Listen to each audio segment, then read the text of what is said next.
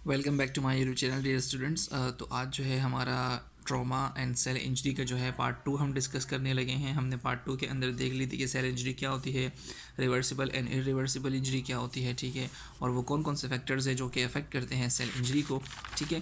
तो आज जो है हम डिस्कस करने लगे हैं कि इसके रीज़न्स जो हैं वो क्या हैं, कॉमन रीज़न्स क्या हो सकते हैं सेल डेथ या सेल इंजरी के, ठीक है जी। तो सबसे पहले बात करते हैं कि common reasons for cell injury and cell death.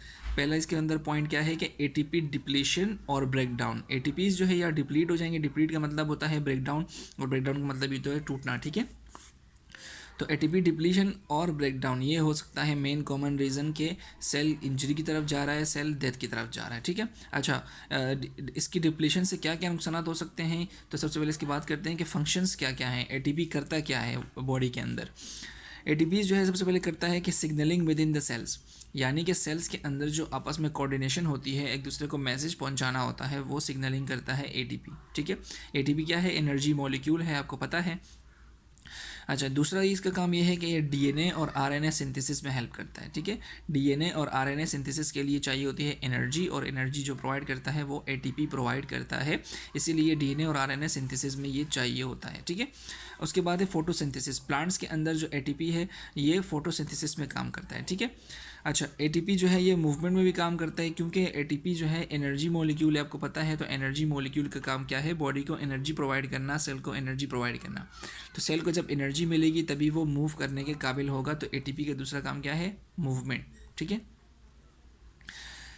और फंक्शन क्या है इसके, रेस्पिरेशन। रेस्पिरेशन क्या होती है, सेलुलर रेस्पिरेशन होती है। सेलुलर रेस्पिरेशन के अंदर मतलब ये है कि जब भी कोई खाना वगैरह आता है, ग्लूकोज आता है सेल के अंदर, तो क्या होता है, एटीपीज जो है ग्लूकोज के ऊपर एक्ट करके उसको ब्रेक डाउन कर देते हैं। तो इसी ब्रेक डाउन को कहते हैं कि ये रेस्पिरेशन है, ठीक है। सेलुलर रेस्पिरेशन याद रखिएगा, ब्रेक डाउन ऑफ ग्लूकोज को कहते हैं। एटीपी का छठा काम ये है कि ये ग्रोथ में हेल्प करता है। ग्रोथ में कैसे हेल्प करेगा, ग्रोथ में ऐसे हेल्प करेगा क्योंकि एनर्जी प्रोवाइड करेगा बॉडी को, बॉडी जो है प्रोटीन बनाएगा, और प्रोटीन बनाने के बाद ग्रोथ हो जाएगी किसी भी ऑर्गेनिज्म की। उसके बाद जो है एटीपी जो है ये रिप्रोडक्शन में काम करता है। एटीपी रिप्रोडक्शन में ऐसे काम करेगा कि ये जो है एक्टिवेट कर देगा सेल्स को, जो सेल्स जो हैं उनको एक्टिवेट कर देगा, उनको मेच्योर कर देगा, जो उसके बाद जो है वो आपस में फर्टिलाइज होकर रिप्रोडक्शन या रिप्रोड्यूस हो जाएंगे, ठीक है। अच्छा, अगर ATP depletes, if ATP depletes it will result in defect in all of the followings. तो जो भी जितनी भी चीज़ें लिखी हैं, अगर एटीपी की डिप्लीशन हो गई, एटीपी टूट गया, एटीपी ख़राब हो गया, तो ये सारी चीज़ें बॉडी के अंदर नहीं होंगी। तो इस वजह से जो है सेल इंजरी हो सकती है, सेल डेथ की तरफ जा सकता है। क्योंकि अगर ग्रोथ नहीं होगी तो सेल डेथ की तरफ चल जाएगा, रिप्रोड्यूस नहीं होगा तो कितना जी लेगा सेल, ख़त्म हो जाएगा एक दिन। रेस्पिरेशन नहीं होगी तो सेल को खाना नहीं मिलेगा, और सेल जो है डेथ की तरफ चले जाएगा, ठीक है। फोटोसिंथेसिस नहीं होगी तो खाना नहीं बनेगा, आरएनए डीएनए सिंथेसिस नहीं होगी तो प्रोटीन नहीं बनेंगे, प्रोटीन नहीं बनेंगे तो खाना नहीं बनेगा, खाना नहीं बनेगा तो सेल डेथ की तरफ चले जाएगा। तो ये एटीपी की जितने भी फंक्शंस हैं, अगर एटीपी डिप्लीट हो गया, ख़त्म हो गया, टूट गया, तो ये सारे फंक्शंस जो है वो डिस्टर्ब हो सकते हैं। अच्छा जी, सेल इंजरी और सेल डेथ का दूसरा रीज़न क्या है कि कैल्शियम होम्योस्टेसिस का लॉस होना। होम्योस्टेसिस का मतलब ये होता है कि जो चीज़ जहाँ पर है उसको वहीं पर मेंटेन रखना, ठीक है। अगर कैल्शियम बॉडी के बाहर है, सॉरी सेल के बाहर है, तो उसको सेल के बाहर ही रखना, और अगर सोडियम पोटेशियम जो है सेल के अंदर है तो उसको सेल के अंदर ही रखना। इसको कहते हैं होम्योस्टेसिस बैलेंस है। अगर होम्योस्टेसिस के अंदर लॉस आ गया, कैल्शियम होम्योस्टेसिस मेंटेन ना रही, तो क्या होगा, सेल के बाहर जितना भी कैल्शियम है वो जो है सेल के अंदर चले जाएगा, ठीक है। अगर होम्योस्टेसिस लॉस हो गया किसी भी वजह से, ठीक है, तो कैल्शियम क्या करेगा, ये अंदर चले जाएगा सेल के अंदर।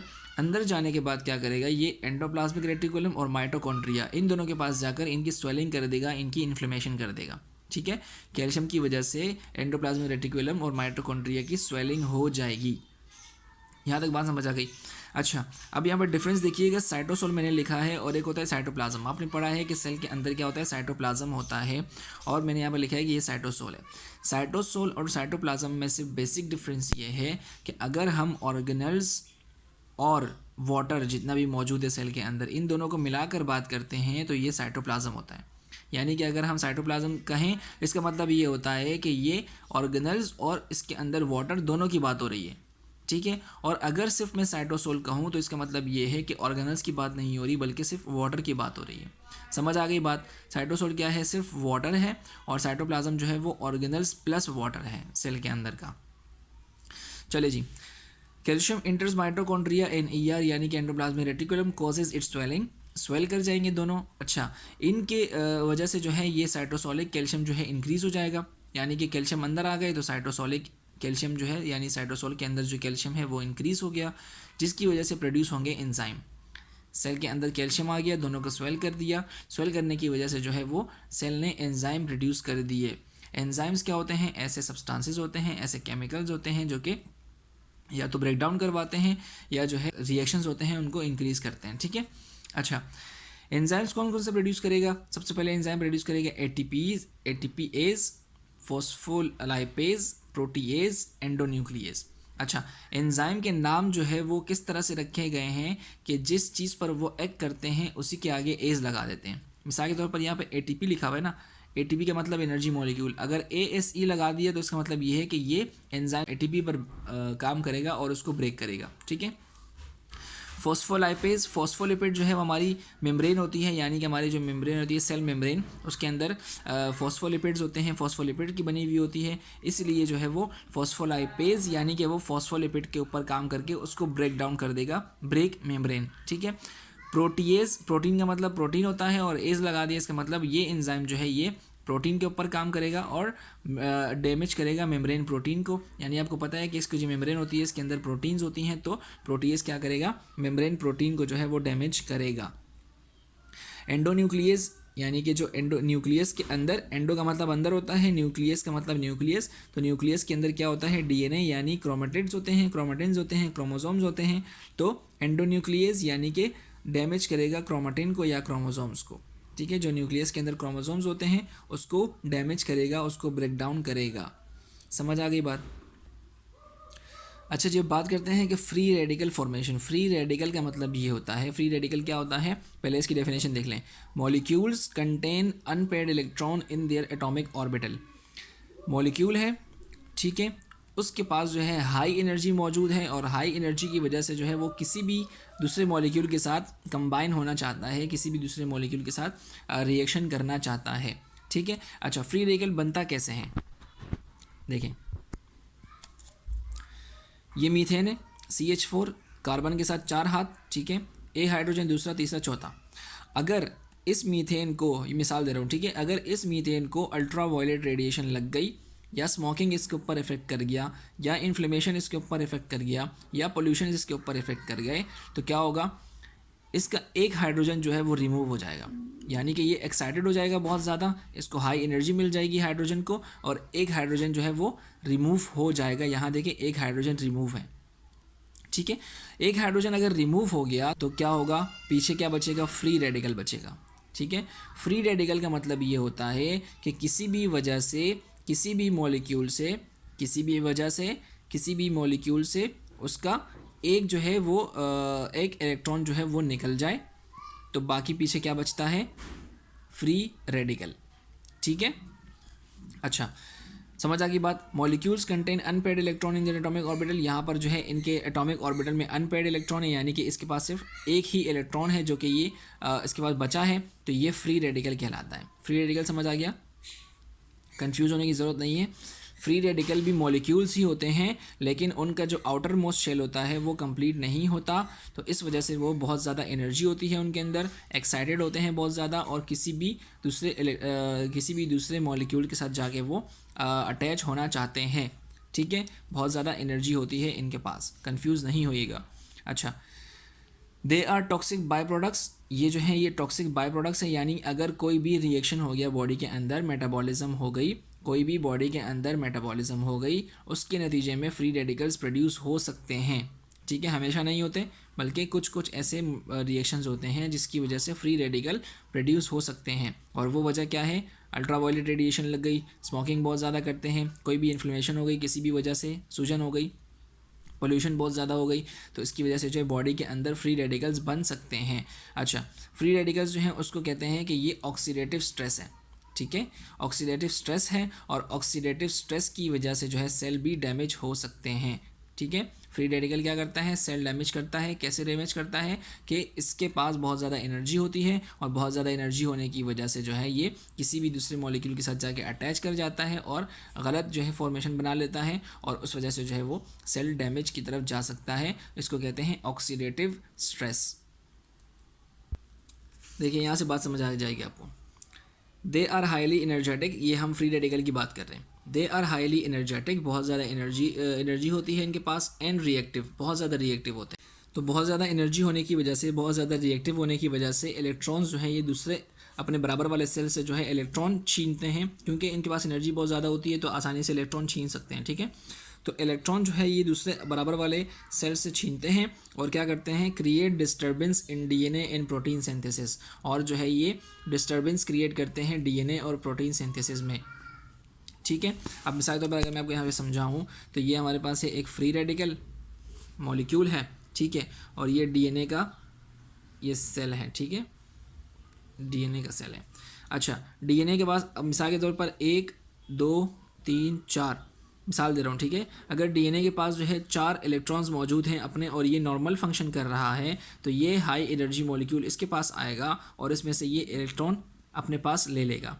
ठीक है, तो ये इलेक्ट्रॉन जब इसने अपने पास ले लिया, इसका मतलब डीएनए जो है इसके पास सिर्फ 3 रह गए और डीएनए के अंदर जो है वो ख़राबी आ गई, डीएनए जो है वो सही नहीं बना। जब डीएनए सही नहीं बनेगा तो प्रोटीन सही नहीं बनेंगे, जब प्रोटीन सही नहीं बनेंगे तो बॉडी के अंदर मसले हो सकते हैं और सेल जो है वो डैमेज हो सकते हैं। ठीक है, समझ आ गई। हाई एनर्जी मॉलिक्यूल ने क्या किया, डीएनए का इलेक्ट्रॉन अपने पास खींच लिया और इलेक्ट्रॉन निकाल लिया।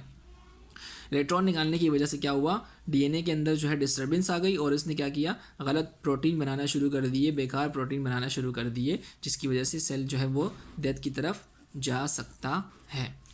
अच्छा जी, फ्री रेडिकल क्या क्या मसले पैदा कर सकते हैं? फ्री रेडिकल क्या क्या मसले पैदा कर सकते हैं? सबसे पहले कैंसर कर सकता है, डायबिटीज़ कर सकता है, एस्मा, ठीक है, यानी कि जो सांस की बीमारी होती है ये कर सकता है, और डिमेंशिया यानी कि मेमोरी लॉस, ब्रेन के साथ भी इफेक्ट कर सकता है, ब्रेन भी डैमेज हो सकता है आपका। ठीक है, अच्छा, नोट क्या है, free radical agents are also called oxidants, यानी कि जो फ्री रेडिकल है, ये जो मैंने फ्री रेडिकल बनाया है तो इसको क्या कहते हैं, ऑक्सीडेंट्स भी कहते हैं।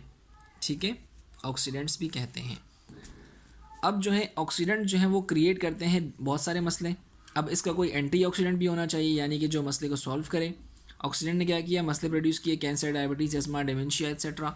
और अब हम जो है एंटीऑक्सीडेंट देंगे ताकि जो है वो फ्री रेडिकल को जो है अपना इलेक्ट्रॉन मिल जाए और वो बाकी सेल्स को डिस्टर्ब ना करे। एंटीऑक्सीडेंट क्या होते हैं, दो substances that share their valence electron to free radical to decrease its effects are called antioxidants. ठीक है, ऑक्सीडेंट ने क्या किया, डिस्टर्बेंस क्रिएट करना शुरू कर दी, तो अब जो है हम एंटीऑक्सीडेंट्स देंगे, वो क्या करेगा, एंटीऑक्सीडेंट जो है अपना इलेक्ट्रॉन ऑक्सीडेंट को दे देगा, अपना इलेक्ट्रॉन ऑक्सीडेंट या फ्री रेडिकल को दे देगा, तो वो फ्री रेडिकल जो है वो इलेक्ट्रॉन लेके खामोश हो जाएगा और स्टेबल हो जाएगा। ठीक है, यहाँ पे देखें, अनस्टेबल, ये फ्री रेडिकल है हमारे पास, अनस्टेबल है। ठीक है, इसके पास वैलेंस शेल में एक ही इलेक्ट्रॉन मौजूद है जो कि पेयर करना चाहता है, और ये स्टेबल है। ठीक है, तो एंटीऑक्सीडेंट ने जो है वो अपना एक इलेक्ट्रॉन जो है फ्री रेडिकल को दे दिया और फ्री रेडिकल इलेक्ट्रॉन लेकर क्या हुआ, खामोश हो गया और सुकून में आ गया, स्टेबल हो गया। ठीक है, तो फिर ये इसने जो है वो बराबर वाले सेल्स में डिस्टर्बेंस क्रिएट करना बंद कर दी। ठीक है, बोथ स्टेबल नाउ। समझ आ गई बात। फ्री रेडिकल एंटीऑक्सीडेंट कैसे काम करता है, अपना एक इलेक्ट्रॉन फ्री रेडिकल को दे देता है, अपना एक जो है वो फ्री रेडिकल को दे देता है और फ्री रेडिकल वो इलेक्ट्रॉन लेकर खामोश हो जाता है, स्टेबल हो जाता है। ठीक है, अच्छा, एंटीऑक्सीडेंट्स क्या क्या हैं हमारे पास, इस एग्जांपल है विटामिन ई सी, यानी कि ये अपने इलेक्ट्रॉन जो है वो फ्री रेडिकल को दे देंगे। तो ये cysteine, albumin, transferrin, enzymes, catalase के vitamin E C, cysteine, albumin, transferrin, enzymes, catalase, ये सारे प्रोटीन्स ही हैं बेसिकली। ठीक है, तो ये प्रोटीन्स अगर हम देंगे, बॉडी को देंगे, तो ये बॉडी के अंदर एज अ एंटीऑक्सीडेंट काम करेंगे, फ्री रेडिकल्स को ख़त्म करेंगे और cancer, diabetic, ESMA, dementia etcetera इनको हेल्प करने में, इनको ट्रीट करने में हेल्प करेंगे, हेल्पफुल साबित होंगे। तो अगर हम इसको एंड में समराइज़ करें तो हमारे पास जो है कॉमन रीज़न जो है सेल इंजरी और सेल डेथ की क्या क्या हैं। 3 रीजंस हैं, मोस्ट कॉमन रीजंस हैं। एटीपी डिप्लीट हो जाएगा तो सेल इंजरी हो जाएगी, और अगर कैल्शियम होम्योस्टेसिस जो है वो ख़राब हो जाएगा, कैल्शियम जो है अपने कंट्रोल में नहीं रहेगा तो हमारे पास सेल इंजरी हो जाएगी। और अगर फ्री रेडिकल कहीं से बन गया, किसी भी पोल्यूशन अल्ट्रा वायलेट रेडिएशन से बन गया, किसी भी वजह से बन गया, तो हमारे पास सेल इंजरी हो सकती है। ठीक है जी, यहाँ तक बात आपको समझ आ गई। तो इंशाल्लाह जो है नेक्स्ट वीडियो के अंदर हम एपोप्टोसिस और नेक्रोसिस की तरफ जाएंगे। हमारा पार्ट 3 होगा इंशाल्लाह। तो चलें, जब तक अपना ख्याल रखें, अल्लाह हाफिज़।